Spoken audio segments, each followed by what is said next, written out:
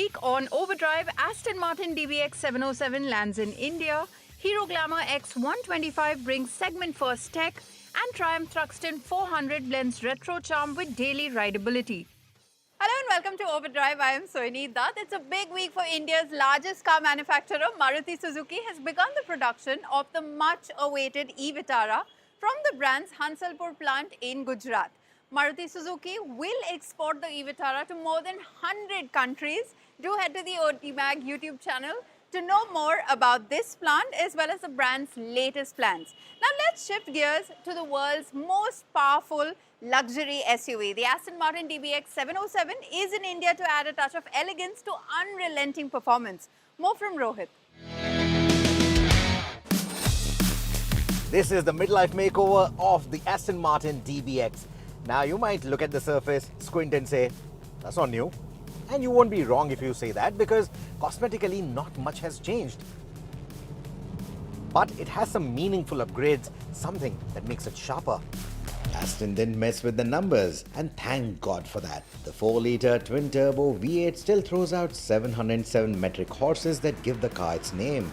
And there's a bulldozing 900 Newton-meters of torque. The engine is mated to the 9-speed AMG transmission, the wet clutch transmission. It's borrowed from the GT63, brilliant transmission. Certainly not as brutal as the 8-speed ZF that we sampled with this engine on the Vantage V8. But it's very effective, especially when you are in the mood to go gunning around corners. It works really well. And when you're not in the mood, when you just want to relax, poke the practical side of the DBX, the gearbox behaves like a typical Mercedes. Domesticated animal, let's put it that way. But to sharpen things up, the revised air suspension with the new control module, retuned anti-roll system, and bushings that don't flinch at lateral roads all mean that this 2.2-ton wedge now changes direction with more intent and less drama. Yes, the DBX707 still gives you the signature Aston head nod under full throttle, but it's now got the balance to go with that brutality. The cabin of the DBX was never bad, but it was badly behind the curve. Mercedes-Benz software, Mercedes-Benz interface from 2015, pretending to be 2020. That was clearly highlighted, sticking out like a sore thumb, something that the owners of the DBX would certainly not like at this price point. A 10.25-inch touchscreen handles infotainment, running a new Unix-based system. It's complemented by a 12.3-inch digital instrument cluster. Wireless Apple CarPlay finally comes on board. Proper 3D surround camera is here too. There are physical switches for the AC controls, for the drive modes, a simple rotary dial to move through the drive modes on the fly, and knurled dials for the AC controls. Everything very intuitive. Once you know what where is, you don't really have to take your eyes off the road at all. And even the gear selector is now a gear selector.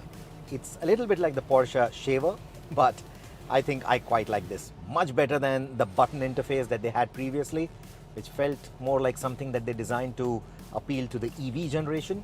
This one feels more old school, if I may say so, without being old school. Optional extras like the 1600-watt Bowers & Wilkins sound system, sublime. Though the car is often louder than the music, unless you've got Dua Lipa on full blast. The DBX was always fast, no two ways about that. The new one is fast and composed. The GT mode is still the well-behaved one. This is the one where it soaks in all the bumps, gives you that nice pliant ride. Doesn't feel like a typical stiff, firm Aston Martin. Dial in the sportier modes and the beast comes alive. The throttle response feels more trigger happy.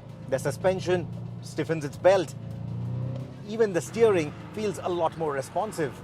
Around the winding roads, there is still a bit of that floaty feel, but it never gets unnerving. It always feels in control.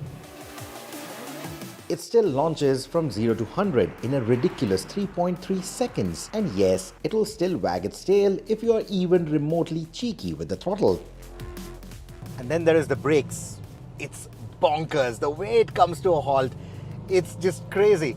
Massive disc brakes, excellent cooling on them, and they just drop the anchor with authority when you really need it.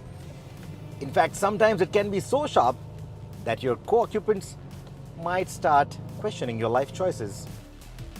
Brushing up your memory, these brakes are 40 kilos lighter than the standard DBX's iron rotors, which means better heat management, faster recovery, and one more excuse to drive like a lunatic.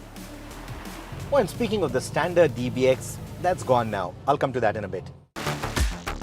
Aston hasn't messed with the DBX's silhouette, and rightly so.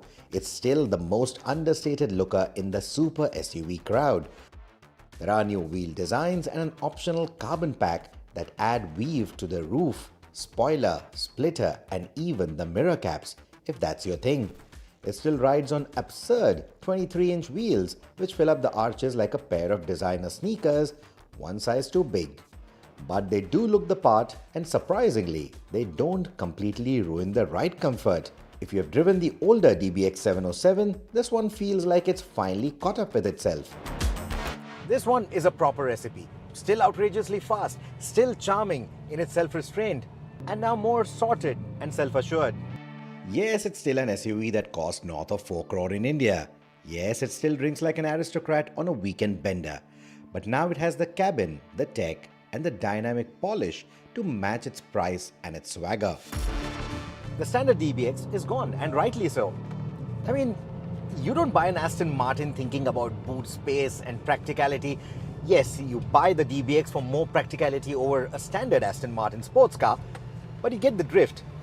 You're buying the DBX707 for the rarity.